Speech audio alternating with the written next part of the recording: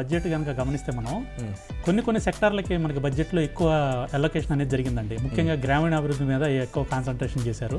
మౌలిక సదుపాయాల కల్పన అంటే ఇన్ఫ్రాస్ట్రక్చర్స్, తర్వాత పారిశ్రామిక అభివృద్ధి అంటే గ్రామీణ అభివృద్ధిలో మళ్ళీ పారిశ్రామిక అభివృద్ధి కూడా మళ్ళీ సెకండ్ పార్ట్ కింద తీసుకుని దాని మీద కూడా కాన్సన్ట్రేట్ చేశారు. అంటే కొన్ని సెక్టార్లకి ఎక్కువ కాన్సన్ట్రేట్ చేసి దాన్ని ఫోకస్ చేయడం వలన ఆ సెక్టోరియల్ స్టాక్స్ మనకి ఇప్పుడు కమింగ్ సెషన్స్లో బాగా పెరగడానికి స్కోప్ ఉంది.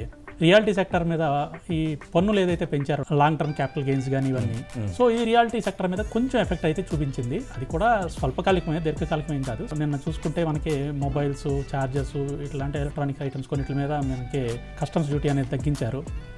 అలాగే మెటల్స్ మీద అంటే లైక్ గోల్డ్, సిల్వర్, ప్లాటినం వీటి మీద మీకు 10% ఉండేది 6% తీసుకొచ్చారు ఎక్స్చేంజ్ ఇది. సో ఇట్లా కొన్నిటి మీద మనకి ఏమైంది అంటే బడ్జెట్లో కొన్ని పాజిటివ్స్ కూడా ఉన్నాయి. అంటే సెక్టర్ వైజ్ డిపెండెంట్ ఇదంతా.